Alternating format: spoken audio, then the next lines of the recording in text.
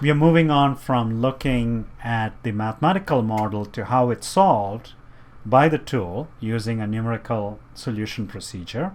So we're going to look at the second step of the pre-analysis, the numerical solution procedure. And we'll focus on what's the strategy used and what are the errors introduced by that strategy. And to talk about the numerical solution strategy, I'll go back to ideas we looked at in the big ideas in CFD. So we take our domain and we discretize it into cells, and we determine the two components of velocity and pressure only at the centers of the cells. So I've marked out 4 cell centers here, pardon my chicken scratch. And the tool will go from the boundary value problem, the mathematical model that we saw, to a system of algebraic equations in cell center values. And these algebraic equations will relate, neighboring values of velocity and pressure at the neighboring cell centers. And the system of algebraic equations is derived by performing a control volume balance for each cell, as we've seen before.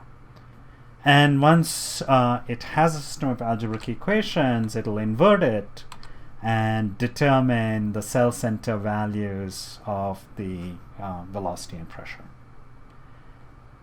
And everything else is extracted from those cell center values. So for instance, if you wanted to know the pressure field, pressure anywhere, you would interpolate between the cell center values. Similarly for velocity, the wall shear, you have to interpolate and differentiate to get the wall shear. And that whole process is, as we've talked about, post-processing. And in this process, there are 2 errors introduced, discretization error and linearization error. So let's do a quick review of those errors. And again, going back to ideas we saw before. The tool will derive, in our case, ANSYS Fluent will derive the algebraic equations relating cell center values not from the differential form, but from the integral form. Okay? These 2 forms are equivalent. There is no error introduced in going from the differential form to the integral form. But in going from the integral form to the set of algebraic equations, an error is introduced, the discretization error, which can be reduced by refining the mesh. The algebraic equations are nonlinear, so the tool will linearize it about guess values and get linearized algebraic equations.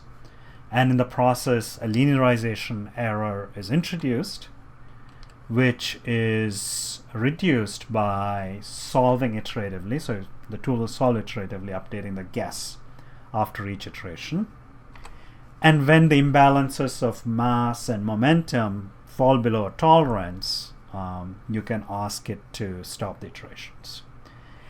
And when the iterations have converged, the linearization is below a tolerance, and we have an approximate solution to the governing equations and boundary conditions. And that approximate solution has a linearization error, which is below a tolerance, and it also has a discretization error, which depends on the mesh that you provided to the solver.